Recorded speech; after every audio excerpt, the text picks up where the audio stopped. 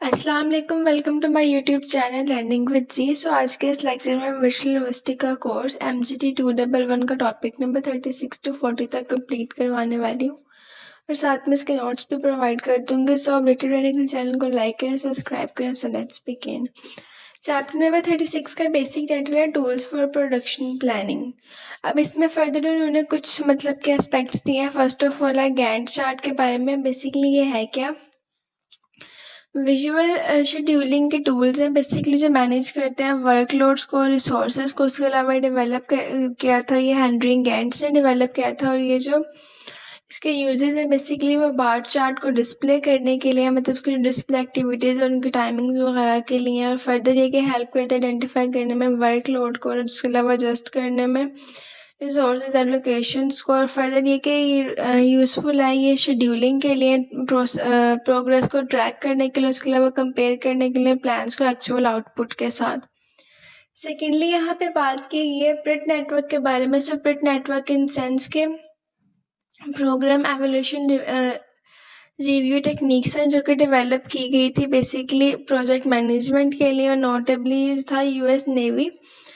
इसमें बेसिक जो था वो सिग्निफिकेंट रोल है और ये शो करता है सीक्वेंस किसी भी एक्टिविटीज़ को एक प्रोजेक्ट के बारे में। और उसके अलावा जो है इसके जो डायग्राम्स है बेसिकली ये डायग्राम्स यूज़ करते हैं, ये बार्स यूज़ नहीं करते। और उसके अलावा आइडेंटिफाई करते हैं ये इवेंट्स को, एक्टिविटीज़ को, स्लेक टाइम्स को, क्रिटिकल पाथ वगैरह को। और इनका बेसिकली ये भी है कि डिटरमाइन करते हैं क्रिटिकल पाथ्स को और प्रोजेक्ट टाइमलाइंस को। थर्डली बात यहाँ पे की गई है चैलेंजेस फॉर मटेरियल मैनेजमेंट के बारे में। So challenges for material management in sense के इसका बेसिक कंसर्न होता है रिलेटेड फ्लो के साथ किसी भी मटेरियल प्रोडक्शन की, या फिर जो प्रोडक्शन में जो मटेरियल होता है, जो फ्लो ऑफ मटेरियल होता है, उससे उनका कंसर्न होता है। इसमें स्टैंडर्डाइजेशन ऑफ मटेरियल इंक्लूड है। उसके अलावा इसमें ट्रांसपोर्टेशन इन्वॉल्व है, स्टोरेज, रिकॉर्ड कीपिंग और इन्वेंट्री कंट्रोल वगैरह भी आता है। फर्दर ये कि मटेरियल कॉस्ट मेथड्स इसमें यूज़ होते हैं जैसे कि LIFO है या FIFO और एवरेज कॉस्ट जो है वो क्रूशियल तौर पे यूज़ किए जाते हैं। फोर्थली यहाँ पे वो बात कर रहे हैं परचेजिंग प्रोसेसेस के बारे में। सो परचेजिंग प्रोसेसेस इन सेंस के इसमें इन्वॉल्व होता है सिलेक्शन और एग्रीगेशन का जो प्रोसेस है वो किसी भी मटेरियल को लेकर। उसका जो की स्टेप्स है उसमें सप्लायर एवेल्यूएशन इंक्लूड है, कैपेसिटी असेसमेंट है, नेगोशिएशंस है, लॉन्ग टर्म रिलेशनशिप्स आ जाते हैं, मेंटेनेंस आ जाती है। फर्दर ये कि जस्ट इन टाइम के बारे में यहाँ पे डिस्कस किया गया जो कि एब्रीवेशन जिसकी GIT है। सो बेसिकली ये जो मेथड है ये मटेरियल मैनेजमेंट में यूज़ होता है जहाँ पे जो मटेरियल्स हैं उनको एग्जैक्टली रिसीव किया जाए उस जगह पे जहाँ पे उनकी ज़रूरत है। और फर्दर ये कि ये रिक्वायर होता है रिलायबल सप्लायर्स के लिए, रियल टाइम इन्वेंट्री इन्फॉर्मेशन के लिए। उसके जो बेनिफिट्स हैं इसमें इंक्लूड है आपका रिड्यूस करना डिलेज और मैनेज करना कैश फ्लोज वगैरह को इफेक्टिवली। फर्दर ये कि यहाँ पे बात की गई है जस्ट इन केस के बारे में। So just in case in sense की कन्वेंशनल अप्रोच है मटेरियल मैनेजमेंट में। और फर्दर ये कि ये इन्वॉल्व होती है स्टॉक ऑफ रॉ मटेरियल में क्योंकि अनरिलायबल सप्लायर्स होते हैं इस वजह से। और पोजेस करती है ये फाइनेंशियल और स्टोरेज चैलेंजेस को। और JIT से ज़्यादा एफिशिएंट है, ये अल्टरनेटिव वे और ज़्यादा एफिशिएंट वे है। टॉपिक नंबर 37 को देख लें। तो इसमें बात की गई टोटल क्वालिटी मैनेजमेंट के बारे में। So total quality management basically comprehensive approach है किसी भी क्वालिटी एश्योरेंस के लिए और इनकम्पस करते हैं डिफरेंट किस्म के एस्पेक्ट्स को। फर्स्ट ऑफ ऑल यहाँ पे जो बात कर रहे हैं वो कस्टमर फोकस के बारे में है। कस्टमर फोकस इन सेंस कि ये जो TQM है बेसिकली वो फोकस करती है कस्टमर्स की नीड्स पर, उनकी सेटिस्फैक्शन पर। जितनी भी एक्टिविटीज़ हैं उनकी जो एफर्ट्स हैं विद इन द ऑर्गेनाइजेशन वो इसीलिए होते हैं ताकि वो कस्टमर की जो रिक्वायरमेंट्स हैं उनको फुलफिल कर सकें। अब फर्दर यहाँ पे वो बात कर रहे हैं प्रोडक्टिविटी की। प्रोडक्टिविटी इन सेंस के जो प्रोडक्टिविटी है वो एफिशिएंट यूटिलाइजेशन में रिसोर्सेज के ऑर्गेनाइजेशन के अंदर। और सेकेंडली ये कि प्लानिंग फॉर क्वालिटी की बात की गई है। Planning for quality in sense की जो क्वालिटी है प्रोडक्ट्स की या सर्विसेज की वो भी प्लान की जाए बिगिनिंग से। उसके अलावा उसमें प्रोसेसेस इंक्लूड है, उसके इक्विपमेंट्स है, मटेरियल्स और वर्किंग स्किल्स वगैरह इसमें आ जाती हैं। और परफॉर्मेंस क्वालिटी की यहाँ पे बात कर लें तो परफॉर्मेंस क्वालिटी इन सेंस के ये रेफर कर रही है लाइक आपकी जो परफॉर्मेंस है फीचर और जो कि आपके फीचर्स हैं जो कि आप ऑफर कर रहे हैं किसी प्रोडक्ट के, मतलब कि इस प्रोडक्ट में ये चीज़ें आप जो है वो प्रोवाइड कर सकते हैं। सेकेंडली बात की गई क्वालिटी रिलायबिलिटी के बारे में। सो इस ये बेसिकली एम्फेसाइज करते हैं कंसिस्टेंसी को किसी भी प्रोडक्ट क्वालिटी की यूनिट टू यूनिट। और पॉइंट नंबर 6 यहाँ पे जो मैंने डिस्कस किया है उसमें आता है ऑर्गेनाइजिंग क्वालिटी के बारे में। बेसिकली ऑर्गेनाइजिंग फॉर क्वालिटी जो इसकी बेसिकली रिस्पॉन्सिबिलिटी ये है कि ये क्वालिटी एस्पेक्ट्स को ऑर्गेनाइज करे, डिज़ाइन करे किसी भी स्पेसिफिक डिपार्टमेंट को और उसके जो रोल्स हैं उन्हें। फर्दर ये कि डायरेक्टर्स ऑफ क्वालिटी के बारे में भी यहाँ बात करें। So directors of quality in sense के जो मैनेजर्स हैं उन्हें मोटिवेट करना चाहिए अपने एम्प्लॉयज़ को ताकि वो अचीव कर सकें गुड क्वालिटी गोल्स को। और नेक्स्टली यहाँ पे जो बात की गई है वो है बेसिकली इंस्पेक्शन के बारे में। मतलब जो इंस्पेक्शन है वो एक स्ट्रेटजी है जो कि मिनिमाइज़ करती है डिफेक्ट्स को प्रोडक्ट या किसी भी किस्म के जो आपके गुड्स हैं जो सर्विसेज हैं उसमें। और लास्ट पे डिस्कस कर रहे हैं यहाँ पे क्वालिटी एश्योरेंस के बारे में और क्वालिटी कंट्रोल के बारे में। बेसिकली अब जो क्वालिटी कंट्रोल है वो इंश्योर करता है प्रोसेस को और ताकि वो जो उसकी परफॉर्मेंस है वो प्रॉपर तरीके से हो सके। और जो क्वालिटी इंश्योरेंस है वो फोकस करता है डील करने पे किसी भी किस्म के स्टैंडर्ड या प्रोसीजर को ताकि वो कस्टमर्स की नीड्स को मीटअप कर सके।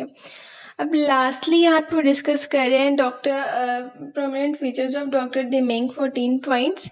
सो अब इसको कंसाइजली इस तरीके से मैं बताना चाह रही हूँ कि जो एक सेट ऑफ प्रिंसिपल्स है वो डेवलप किया था ये basically doctor W.E. Edward Deming ने। उससे बेसिकली का पर्पज़ रहता है कि वो अचीव कर सकें क्वालिटी प्रोडक्ट्स की किसी भी ऑर्गेनाइजेशन में। फर्दर ये कि इसके जो मेन फीचर्स हैं वो ये कि उन्होंने अडेप्ट की थी क्वालिटी ऑफ फिलॉसफी। और सेकेंडली ये कि कॉन्टीन्यूस ट्रेनिंग थी एम्प्लॉयज़ की और वो इनकरेज करते हैं एम्प्लॉयज़ को ताकि वो ब्रिंग कर सकें क्रिएटिव आइडियाज़ को। उन्होंने स्टैटिकल मेथड्स यूज़ किया था इसके मेजरमेंट्स के लिए। और जो बैरियर्स थे बिटवीन द डिपार्टमेंट्स उनको ख़त्म किया। और ये जो HRM है बेसिकली प्रैक्टिस कर रहा है इन सब चीज़ों को अपनी क्वालिटी गोल्स के साथ अलाइन करके, जैसे कि सेलेक्टिव हायरिंग करना या ट्रेनिंग या परफॉर्मेंस अप्रेजल वगैरह। ये सब जो प्रिंसिपल्स हैं बेसिकली क्रिटिकल इस्टेब्लिशमेंट परफॉर्म कर रहे हैं कल्चर में। और उसके अलावा जो इम्प्रूवमेंट आई है जो कस्टमर सेटिस्फैक्शन है उनको फुलफिल करने में। नेक्स्टली बात कर लें चैप्टर नंबर 38 की। इसमें मैं बात करें टोटल क्वालिटी मैनेजमेंट के बारे में। अब total quality management in sense के TQM और कॉस्ट ऑफ क्वालिटी, इसमें दो चीज़ों के बारे में डिस्कस किया गया। सो फर्स्ट ऑफ ऑल जो है TQM जो है कॉम्प्रिहेंसिव अप्रोच है, जैसे मैंने पहले बताया, जो कि इंश्योर करती है हाई क्वालिटी प्रोडक्ट्स की और जो उसके अलावा जिसके प्रोसेसेस हैं वो। कॉस्ट ऑफ क्वालिटी को देख लें सो रेफर करिए टोटल कॉस्ट को जो कि इंक्लूड कर रही है due to their poor quality. और उसके अलावा वो इंक्लूड कर रही है इसमें प्रिवेंटेशन अप्रेजल्स को, इंटरनल फेलियर्स को और एक्सटर्नल फेलियर कॉस्ट वगैरह को। प्रिवेंटेशन कॉस्ट भी इसमें ज़्यादा उन्होंने उस बारे में डिस्कस किया है। सो प्रिवेंटेशन कॉस्ट इन सेंस के वो इंक्लूड कर रही है प्रिवेंट डिफेक्ट्स को अकरिंग से पहले ही और उसके अलावा अकरिंग से फ्रॉम अकरिंग। और सेकेंडली ये कि जो अप्रेजल कॉस्ट है वो रिलेटेड होते हैं वैल्यूएट करने से प्रोडक्ट को और प्रोसेस को ताकि वो आइडेंटिफाई कर सके उनके डिफेक्ट्स। और थर्डली यहाँ पे इंटरनल फेलियर्स की बात की गई है। इंटरनल फेलियर्स इन सेंस के ये बेसिकली कॉस्ट जो इंटरनल फेलियर कॉस्ट है वो इंक्लूड कर रही है डिफेक्ट्स को जब उन्हें आइडेंटिफाई कर लिया जाता है किसी भी ऑर्गेनाइजेशन में। एक्सटर्नल फेलियर जो है वो भी कॉस्ट कर रहा है बेसिकली कर जो वो होता है जब आपके कोई डिफेक्ट्स हैं जो कि आइडेंटिफाई किए जाते हैं कस्टमर के पास कोई चीज़ पहुंच जाने के बाद। TQM का बेसिकली एम ही होता है कि वो रिड्यूस कर सके इंटरनल और एक्सटर्नल दोनों किस्म के फेलियर्स को, वो फोकस कर सके अपनी प्रिवेंटेशंस पर और अर्ली डिटेक्शंस पे। फर्दर यहाँ पे बात की गई है ISO के बारे में। ISO का जो टॉपिक है इसमें 9000 एंड ISO 14000 सर्टिफिकेट प्रोग्राम्स। इसमें जो है ये ISO जो 19000 है ये सीरीज़ है एक इंटरनेशनल क्वालिटी मैनेजमेंट स्टैंडर्ड्स की जो कि इस्टेब्लिश किया है क्वालिटी मैनेजमेंट सिस्टम में। ISO 9000 फर्दर ये कि सर्टिफिकेशन देती है एक डीमोनिस्ट्रेट ऑर्गेनाइजेशन कमिटमेंट की जो कि क्वालिटी और कस्टमर सेटिस्फैक्शन के लिए दोनों के लिए बहुत ज़्यादा माना जाता है। 14000 की बात करें तो ये भी एक सीरीज़ है मल्टीनेशनल इन्वायरमेंटल मैनेजमेंट स्टैंडर्ड्स की जो कि इस्टेब्लिश की थी इन्वायरमेंट मैनेजमेंट सिस्टम में मतलब EMS ने। और उसके अलावा इसकी जो सर्टिफिकेशन है वो इंडिकेट कर रही है कि ऑर्गेनाइजेशन जो है वो डेडिकेशन दे रही है अपनी इन्वायरमेंटल सस्टेनेबिलिटीज़ को। फर्दर यहाँ पे डिस्कस कर रहे हैं वैल्यू चेन मैनेजमेंट को, जो कि इसका आगे लास्ट टॉपिक है। सो इसमें बेसिकली उन्होंने डिस्कस ये किया वैल्यू मैनेजमेंट चेंज में कि जो वैल्यू मैनेजमेंट चेंज है बेसिकली वो इनकम्पस करते हैं इन सब एक्टिविटीज़ को किसी भी ऑर्गेनाइजेशन में, और वो परफॉर्म कर रहा है मतलब कि प्रॉपर सर्विसेज दे रहा है। और ये जो वैल्यू चेंज मैनेजमेंट है इसमें इन्वॉल्व आप कर सकते हैं, इसमें इन्वॉल्व होते हैं ऑप्टिमाइजिंग या इम्प्रूव करना इस किस्म की एक्टिविटीज़ को, और क्रिएट करना मैक्सिमम वैल्यूज़ कस्टमर्स के लिए, और कॉस्ट को मिनिमाइज़ करना। फर्दर ये कि जो ऑर्गेनाइजेशन जब एनालाइज करती हैं इस हर एक स्टेप को वैल्यू चेन तक वो आइडेंटिफाई कर सके अपॉर्चुनिटीज़ को, जैसे कि कॉस्ट रिडक्शन है या प्रोसेस है इम्प्रूवमेंट एफिशिएंसी वगैरह। और ये जो है ये TQM में एक बड़ा क्रिटिकल जो है वो पार्ट प्ले कर रहा है, और उसके अलावा ये कंट्रीब्यूट कर रहा है क्वालिटी की इन्हेंसमेंट को और कॉस्ट की रिडक्शन को। टॉपिक नंबर 39 देख लें फर्दर। सो टॉपिक नंबर 39 में डिस्कस ये किया गया है बेंचमार्किंग के बारे में। बेंचमार्किंग इन सेंस के इसमें ये जो प्रोसेस है बेसिकली क्यों यूज़ होता है। बेंचमार्किंग जो है वो प्रोसेस है जो कि इम्प्रूव करता है किसी भी कंपनी के प्रोडक्ट्स को और प्रोसेसेस को। अब इम्प्रूव किस तरीके से करता है कि वो मतलब कि अपने पास्ट परफॉर्मेंसेस से मतलब सीखता है, उससे लर्न करता है, और उसके बाद जो उसकी बेस्ट प्रैक्टिसेस हैं वो उन्हें इम्प्लीमेंट देता है ताकि वो एक अच्छे तरीके से कंपनी को इम्प्रूव कर सके। और फर्दर ये कि यहाँ पे इसके कुछ फैक्टर्स हैं, जैसे कि इंटरनल बेंचमार्किंग है, एक्सटर्नल बेंचमार्किंग है। सो इंटरनल बेंचमार्किंग इन सेंस के इसमें वो यूज़ करते हैं अपनी कंपनी की ऑन परफॉर्मेंसेस को, और मतलब बेसिकली वो देखते हैं या क्रिटिसाइज करते हैं अपनी परफॉर्मेंस ताकि वो फर्दर अपने जो गोल्स हैं उनको अचीव कर सकें और अच्छे तरीके से अपनी कंपनी इम्प्रूव कर सकें। सेकेंडली ये कि एक्सटर्नल बेंचमार्किंग की बात की है। एक्सटर्नल बेंचमार्किंग में होता है क्या कि वो रिव्यूज़ लेते हैं कंपटीटर्स के, जो ऑर्गेनाइजेशन या कंपनीज हैं उनके, ताकि वो अपनी जो कंपनी है उसको ज़्यादा अच्छे तरीके से वो रन आउट कर सकें। सेकेंडली यहाँ पे बात की जा रही है कंसिडरेशंस इन बेंचमार्किंग के बारे में। सो ये बेसिकली आइडेंटिफिकेशन ऑफ प्रोसेस का इसमें कुछ है टॉपिक्स, और की variables, identification of the best plan है, मेजरमेंट ऑफ ऑन परफॉर्मेंस, ये सारी चीज़ें इसमें जो है वो एज अ नोट्स मैंने ऐड किए हैं। सो फर्स्ट ऑफ ऑल ये कि इसमें वो चूज़ करते हैं प्रोसेस को, और जो कि बेंचमार्क किया जाता है। फर्दर एक आइडेंटिफाई करते हैं अपने क्रूशियल फैक्टर्स को बेंचमार्किंग प्रोसेसेस में, और चूज़ करते हैं वो एक बेस्ट किस्म के प्रैक्टिसेस फ्रॉम डिफरेंट ऑर्गेनाइजेशंस ताकि वो अडॉप्ट कर सकें उनको। और सेकेंडली ये कि वो अवेल्यूएट भी कर रहे हैं अपनी ऑर्गेनाइजेशन की परफॉर्मेंसेस को डिफरेंट किस्म के अपने एरियाज़ में, और उसके अलावा जो है इसमें आइडेंटिफिकेशंस कर रहे हैं वो बेस्ट प्लान में सर्विसेज, पार्किंग और वैरायटी ऑफ डिशेज और इंटीरियर क्वालिटी आ सकता है। फर्दर ये कि मेजरमेंट कर रहे हैं अपनी परफॉर्मेंसेस की, इन सेंस के वो ऑर्गेनाइजेशन जो है मेजर कर रही है अपनी ऑन परफॉर्मेंसेज, और अपने माइंड में रखने हैं कि एक चीज़ जो इंपॉर्टेंट है ऑर्गेनाइजेशन की वो बेंचमार्किंग में क्या क्या चीज़ें जो है वो अफेक्ट कर सकती हैं, जैसे कि हैंडलिंग ऑफ लगेज है, कंफर्ट वाइज है, और उसके अलावा जो है action to bridge the gap के बारे में डिस्कस किया गया है। बेसिकली यहाँ पे वो ये कह रहे हैं कि इसने वो एक्शंस लेती हैं मतलब कि इम्प्रूव करने के लिए अपनी परफॉर्मेंस को, और फॉल शॉर्ट कंपेयर करती है अपनी बेस्ट प्रैक्टिसेस को, ताकि वो अपने आप को आइडेंटिफाई कर सकें और अच्छे तरीके से डेवलपमेंट कर सकें अपनी चीज़ों की। और सेकेंडली ये कि ये जो एक्शंस हैं बेसिकली ब्रिज गैप के, ये भी डेवलप कर रहे हैं, मतलब कि एक परफॉर्मेंस डेवलप कर रहे हैं। फर्दर ये कि ये जो इसकी एग्जांपल्स यहाँ पे दी गई हैं बाईसाइकिल मैन्युफैक्चरिंग ऑर्गेनाइजेशंस की, जिससे कंपेयर किया गया पेपर मैन्युफैक्चरिंग कंपनी के साथ। और सेकेंडली एक ऑर्गेनाइजेशन जो है उससे भी कहा गया कि वो बेंचमार्क का प्रोसेस है, और उसके अलावा ये प्रोडक्ट जो है विद इन बेस्ट ऑर्गेनाइजेशन के लिए। और लास्ट पे जो बात की गई कुछ क्वेश्चन यहाँ पे पूछे गए हैं उसके की वेरिएबल्स के रिगार्डिंग ओवरऑल। अब चैप्टर नंबर 40 देख लें। सो 40 पे चैप्टर नंबर 40 में कम्युनिकेशन के बारे में डिस्कस किया गया। सब कम्युनिकेशन इन सेंस के किस तरीके से ये जो सारा प्रोसेस है ये चल रहा है। So basically transmission information from one place to another, इसको हम कम्युनिकेशन कहते हैं। मतलब कि जो आप किसी से वर्बली बात करते हो उसको आप कम्युनिकेशन में कहोगे। मतलब एक बंदा जो दूसरे बंदे से कोई भी इंफॉर्मेशन दे रहा है, किसी भी किस्म की कोई बात कर रहा है ऑर्गेनाइजेशन में, से आप कम्युनिकेशन कह सकते हो। और फर्दर ये कि यहाँ पे कुछ इसकी टाइप्स दी हुई हैं, कह लें कि फ्लो ऑफ कम्युनिकेशन की, जैसे कि अपवर्ड कम्युनिकेशन है, डाउनवर्ड कम्युनिकेशन है। So upward communication in sense के जो फ्लो ऑफ कम्युनिकेशन है from lower level to higher level is an organisation. अब जो अपवर्ड है उसमें क्या होता है कि जो आपका लोअर लेवल से हायर लेवल पर जो होता है आपकी कम्युनिकेशन होती है, इन सेंस कि अगर आप बात करें हायरार्की सिस्टम की, सो अब जो एक लेबर है वो अपने मतलब के जो मैनेजर है उससे बात करेगा, वो मैनेजर अपने कंसर्न अथॉरिटी से बात करेगा, मतलब कि बॉटम टू टॉप इसमें चलता है सारा सीन। अगर सिंपल एग्जांपल दूँ तो अगर आप एक फैमिली को देखें तो जो एक छोटी सिस्टर है वो बड़ी सिस्टर से बात करेगी, वो अपनी मदर से बात करेगी, वो आगे अपने फादर से, मतलब कि जो उनके पेरेंट्स हैं वो आपस में डिस्कस करेंगे और फिर जो उसका मसला है वो सॉल्व हो जाएगा। एग्जैक्टली इसी तरीके से ऑर्गेनाइजेशन में भी अपवर्ड कम्युनिकेशन चलती है। हम सेकेंडली जो है ये डाउनवर्ड कम्युनिकेशन की बात की गई है।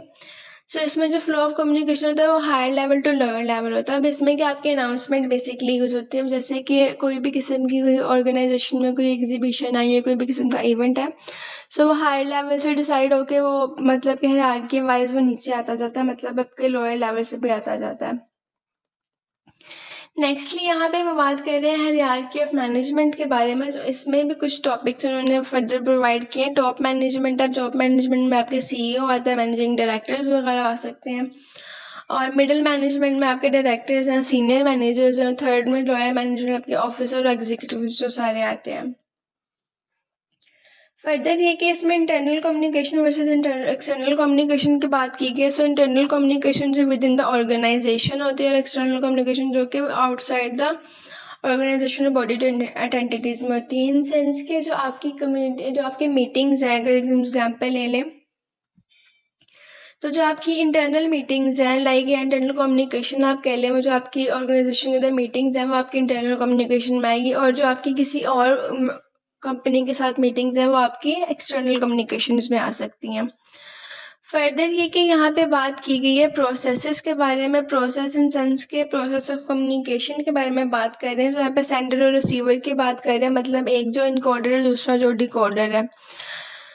सो यहाँ पे इन्वॉल्व होता है एक सेंडर, एक रिसीवर जो कि मैसेज इनकोड करता है और डिकोड करता है। अब इन सेंस के दो लोग हैं, आप इंटरव्यू और इंटरव्यूअर ले लें। सो उसमें जो इंटरव्यू ही है, मतलब जो इंटरव्यू दे रहा है वो बेसिकली आप कह लें कि वो इनकोडर होगा, सेंडर होगा, और जो रिसीवर है वो डिकोडर होगा, मतलब कि वो जो सब कुछ समझ रहा है उससे। मतलब कम्युनिकेशन के प्रोसेस में दो चीज़ें इन्वॉल्व होती हैं, एक सेंडर होता है, एक रिसीवर होता है। सेंडर जो है हम इनकोडर कहेंगे, जो मैसेज इनकोड करता है, जो मैसेज सेंड करता है, और जो डिकोडर है उससे हम रिसीवर कहेंगे, जो कि मैसेज को मतलब कि रिसीव कर रहा है और उसको एक मीनिंग दे रहा है प्रॉपर, मतलब उसे समझ रहा है।